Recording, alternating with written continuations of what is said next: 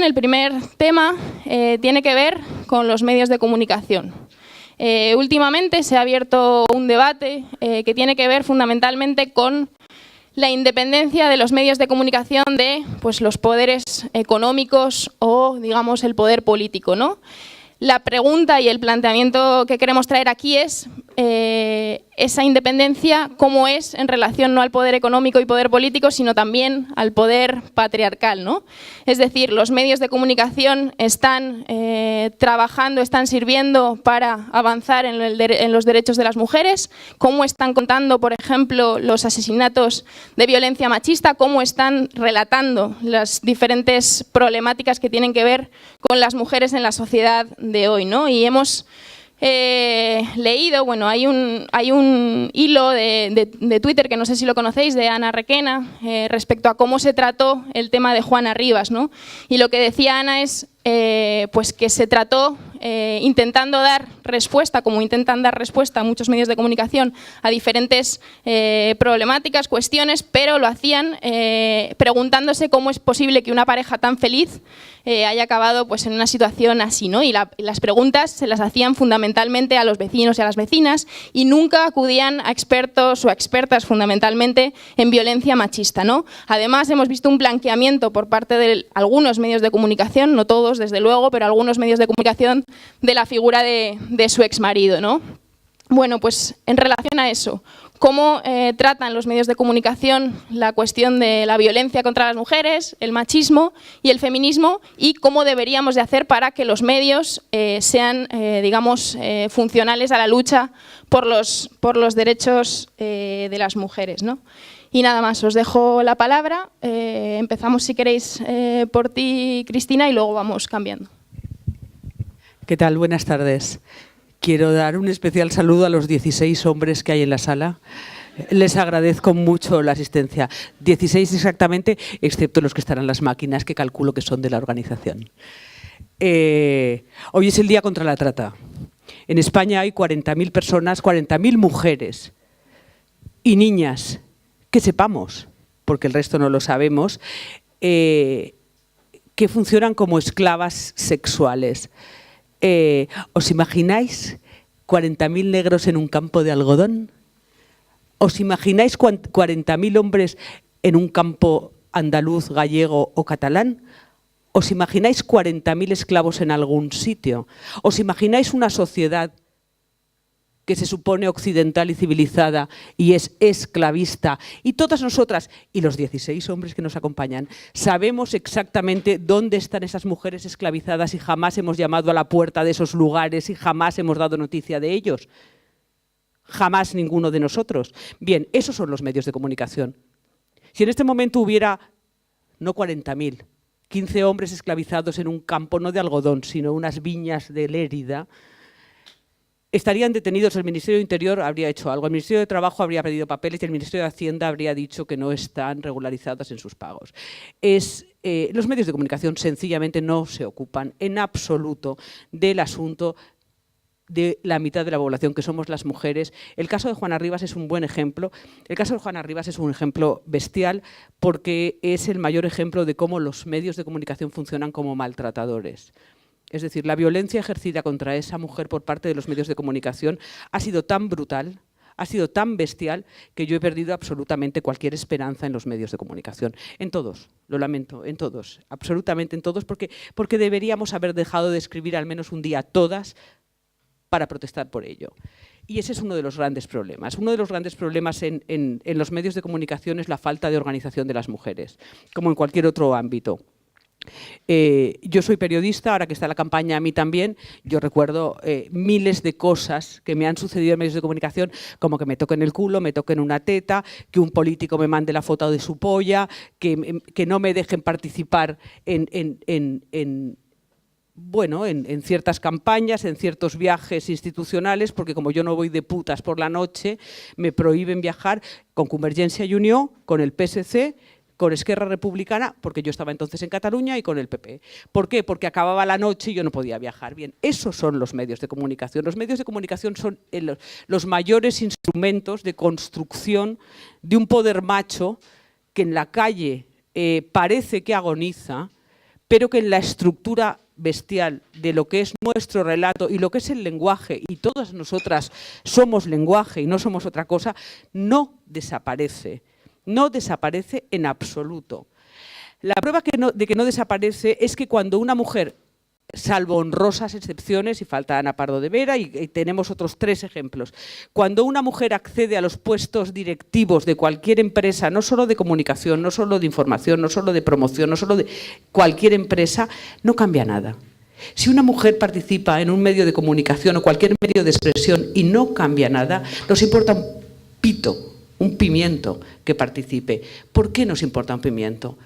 Porque si ella perpetúa los esquemas patriarcales que existen en esos medios, ¿para qué participa? Cuando dice, no, estamos rompiendo el techo de cristal. Ni techo ni de cristal. Es decir, solo rompe algo aquella que rompe el discurso que sucede.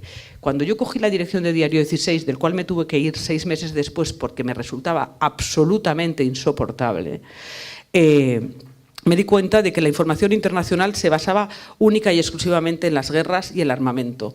Y a mí no me interesaba. Me di cuenta de que la información nacional se basaba única y exclusivamente en los intestinos de los partidos políticos, en lugar de ocuparse de la administración pública y de la administración de lo público. No me interesaba. La economía se basaba solamente en la bolsa y los movimientos de las entidades financieras. No me interesaba.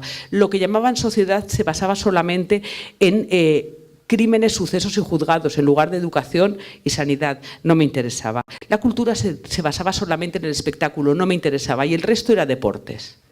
De repente me di cuenta de que nada de lo que allí se daba como información me interesaba. Si yo no cambio ese relato, no sucede nada y no cambia nada. Por muy bien que yo dé la información que en teoría se tiene que dar, si yo sigo hablando de los intestinos de los partidos políticos, de lo judicial, de lo criminal, y no hablo de cómo vivimos, de cómo es nuestra sociedad y de cómo aquellos que la gestionan no están modificando radical y esencialmente aquello que sucede, no pasa nada. En este momento los medios de comunicación son así.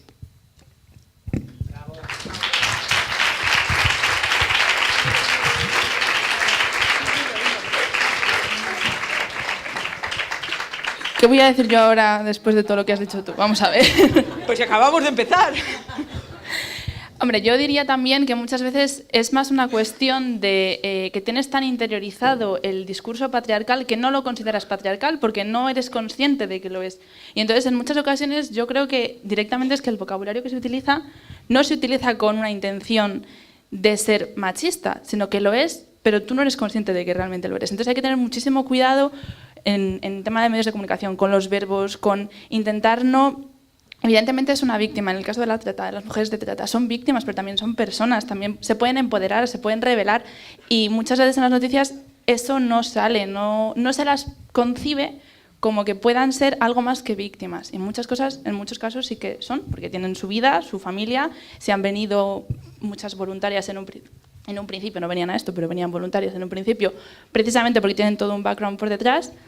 Y a mí me parece importante eso, sobre todo el problema de que no se asimila y no se conceptualiza como que realmente el contenido de tu información es machista, o la imagen que publicas, o el fragmento del vídeo, muchísimas cosas que si no eres, bueno, no estás un poco puesto en temas de feminismo, o no eres periodista, o no te interesa la comunicación, evidentemente, no lo concibes como tal. Entonces yo simplemente quería un poco matizar eso, que muchas veces no es... Evidentemente está todo el constructo, pero a nivel del redactor, que al final es lo que yo he vivido, yo no soy como Cristina y yo he estado en una redacción normal de becaria, y muchas veces el problema es ese, es que no entiendes que tu vocabulario tiene una intención. Entonces, si no hay un jefe que sí que entienda y que te lo supervise, en muchas ocasiones las noticias salen y no tiene más intención que esa. Simplemente tú crees que la estás dando bien y no la estás dando bien. Simplemente es eso. No hay un jefe. Bueno, eso claro. es otra cosa. Y por algo dicen no hay un jefe. Nunca decimos no hay una jefa, porque siempre hay un jefe. Bueno, si vamos a pedir que no aplaudiéramos, lo tenía que... Pero os iba a dejar una ronda todas de aplauso y luego lo iba a decir, pero sí, os pedimos que no aplaudáis porque así tenemos más tiempo para el debate. Vale. Bueno, yo como no... Bueno, a mí ahora después de mí aplaudirme, porque si no pues me quedaré fatal. Bueno, yo no soy periodista, sí que soy la única no periodista de aquí, digamos, solo política feminista, ¿no? Bueno, y entonces al principio he pensado en las preguntas que nos había mandado Isa y buscaba algo que decir que no dijeran mis compañeras, porque suponía, para no repetirme, ¿no? Quería decir que lo que ha dicho Cristina, bueno, estoy completamente de acuerdo, me parece fundamental. Ella ha dicho que entra una mujer en una redacción o entran varias y son feministas y cambian pocas cosas. Cambian pocas cosas porque es muy, es una tarea ardua y en la que además, bueno, puedes perder tu trabajo, te va mucho en ello y acabas desistiendo, supongo, porque todas tenemos que sobrevivir. Realmente lo que se consigue, y es bastante, pero no es suficiente, es que entre trocitos de feminismo en los diarios, ¿no? Noticias sobre feminismo. Ahora en El Diario y en La Marea, desde luego, muchos nuevos medios están metiendo secciones, píldoras, etcétera. Y eso es importante, pero al final, ¿qué ocurre? Que eso lo leemos nosotras y los trolls, me da la impresión. O sea, las feministas y muchos trolls para insultar, ¿no? Entonces, realmente lo que cambiaría las cosas sería cambiar completamente la perspectiva del mundo hacia una perspectiva feminista. Entonces tú vas a una reunión de lo que sea, de políticos, y en la noticia, en el cuerpo de la noticia, haces notar que había 12 hombres y una mujer o ninguna mujer. Y lo haces notar cada vez. Y haces notar cada vez, lo que sea desde una perspectiva de género. Igual que ahora intentamos que todas las políticas tengan perspectiva de género, que todas las noticias tengan perspectiva de género. Y eso es muy difícil que un diario o que un medio de comunicación lo acepte, porque hablamos de los directores y hablamos de los editores, de quien tiene el dinero, pero también supongo que quien tiene el dinero y los directores, incluso aunque sean directoras, al final tienen que pensar también en los lectores, las lectoras, y todas sabemos que si se empieza a mencionar patriarcado, palabra tabú, si se empieza a hacer noticias o información feminista con una perspectiva feminista, hay muchos lectores que se van a retraer, ¿no? Y eso pues da miedo a los editores, aunque haya una directora o sea una editora. Eso por una parte. Y luego simplemente quería decir que quería hacer notar, y esto ya no desde el punto de vista de la comunicación, que ha habido un cambio, por ejemplo, en algunos medios que se han derechizado claramente, como El País. Quería decir que en este momento histórico concreto del neoliberalismo, hay una agenda neoliberal oculta para las mujeres. Es decir, hay un cambio respecto a lo mejor hace 5 años o 6 años, donde, aunque ahora hay mucha presencia feminista, realmente hay un cambio porque el neoliberalismo tiene una agenda más o menos oculta para las mujeres. No es posible aplicar las contrarreformas neoliberales, no es posible si no hay un reforzamiento de los roles tradicionales de género. Es decir, si nosotras no nos hacemos cargo de la sanidad que van a dejar, de los ancianos que van a dejar y que están dejando, de las personas dependientes, esas contrarreformas no son posibles. Así que sí hay una agenda, y eso se ve en muchos periódicos como que se van derechizando, pero que han cambiado, como El País, donde a lo mejor hace 5 años te trataban la información de género con más cuidado que ahora. Es decir, hay un retroceso, aunque hay muchas más feministas visibles y hay un empuje de la comunicación feminista, es cierto que esa agenda que no se visibiliza de esa manera existe, porque el neoliberalismo tiene determinadas políticas y es necesario que las mujeres vuelvan a ocupar sus roles tradicionales de género. Esto está ocurriendo en todo el mundo. Así que digamos que en este momento hay una enorme tensión entre la visibilidad feminista y esa agenda de medios que se van derechizando y que tienen que imponer, y por eso se va viendo que, por ejemplo, la información del País con el caso Juana Rivas y la SER y todo Prisa ha sido muy paradigmática, ha sido un retroceso que quien lo haya seguido respecto a hace 2 o 3 años, pues muy evidente de cómo entendían antes la violencia de género y cómo ahora están intentando entenderla de otra manera, ¿no?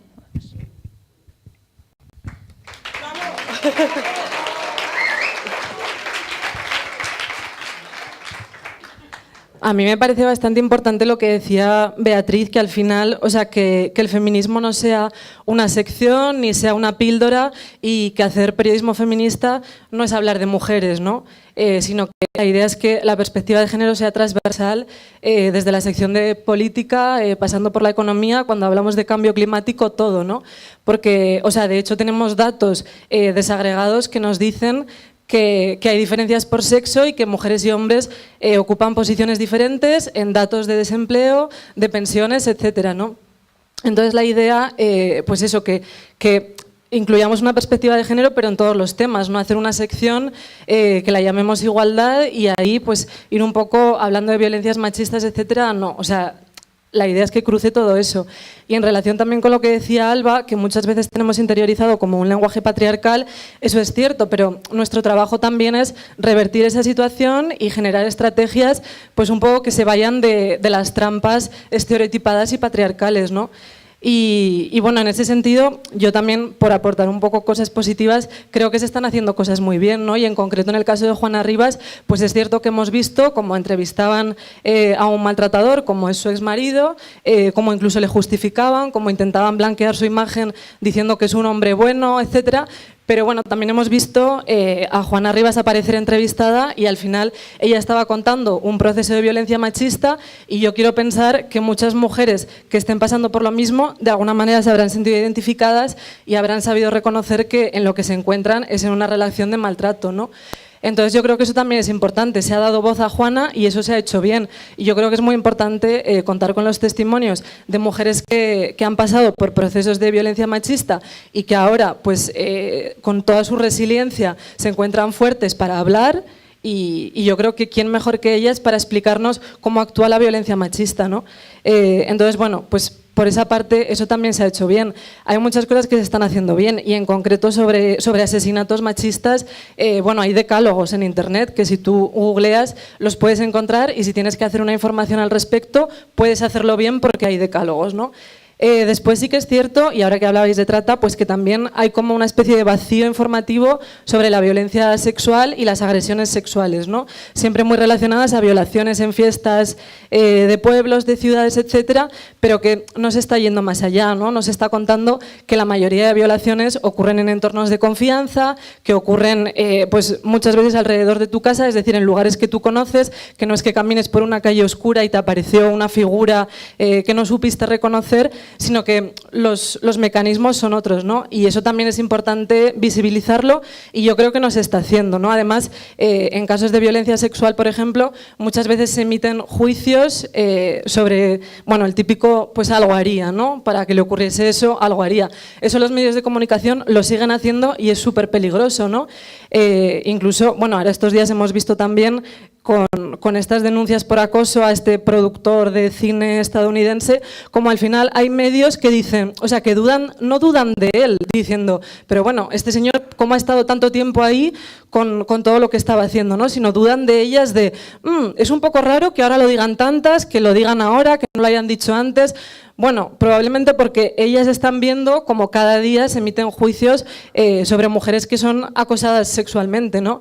Entonces, pues el procedimiento y el empoderamiento en el que tú decides denunciarlo, pues llega mucho más tarde, cuando tú lo identificas y cuando tú te sientes preparada y sobre todo cuando sabes que se van a emitir juicios sobre ti, pero bueno, digamos que ya estás en un proceso más resiliente y quizá lo vas a poder soportar, aunque no tendrías por qué hacerlo, ¿no? Entonces, bueno, en ese sentido, pues están como las dos partes. Y Cristina decía, pues yo ya no creo en ningún medio, yo sí que veo medios de comunicación que están haciendo las cosas mejor, ¿no? Incluso para tratar la violencia machista, pues sí que yo veo que a pesar de que están pues los titulares rancios, estos que hablan de una mujer que muere cayendo por la ventana y detienen a su marido, etcétera, súper rudimentario, también se están haciendo cosas muy buenas, se están haciendo de alguna manera genealogía de las víctimas, ¿no? Y eso creo que también es importante destacarlo y al final yo creo que, o sea, está ahí la crítica, pero también un poco en lo que tenemos que trabajar como periodistas y como profesionales de la comunicación es en generar estrategias por las que empecemos a visibilizar todo esto, a hacerlo bien, a señalar qué estructura es la que está permitiendo todo esto o qué marco legal o qué es lo que está pasando para que esto suceda. Y bueno, yo creo que habría que encauzarlo por ahí porque yo creo que además la crítica, y supongo que todas las personas que estamos aquí ya la tenemos como muy interiorizada, ¿no? Y se trata como de decir, bueno, ¿y qué hacemos? ¿Qué enfoques podemos buscar para hablar de violencia machista sin caer en la típica estadística de tantas mujeres han denunciado o han sido asesinadas y no denunciaron? Como irnos también de los datos, que al final yo creo que estamos como muy insensibilizadas y resultan muy frívolos, y pues eso, generar nuevos enfoques atractivos, aunque esta palabra quizás suene un poco mal, pues para informar sobre violencia machista y hacerlo de manera que la gente se sienta apelada y sienta también que bueno, que su papel en el mundo pues también está haciendo algo por cambiar esa situación, ¿no? Y revertirla.